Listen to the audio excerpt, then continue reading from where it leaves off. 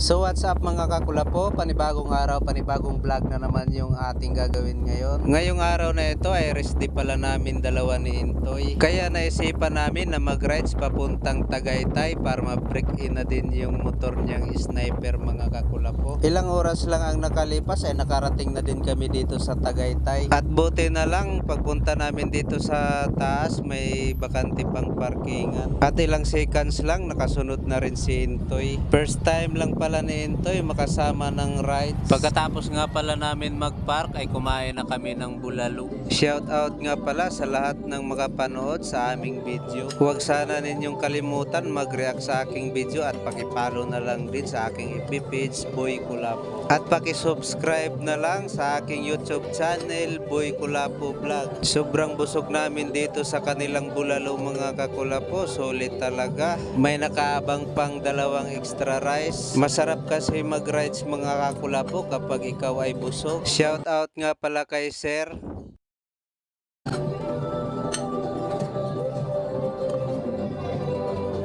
Grabe, napakasarap ng sabaw nila mga kakulapo, kaya binira ko talaga yung sabaw. Kay Intoy naman yung mais, favorite talaga ni Intoy yung mais na yellow corn. Hindi na nagsawa sa Mindanao. Pero nakakabilib talaga yung benefits ng mais mga kakulapo.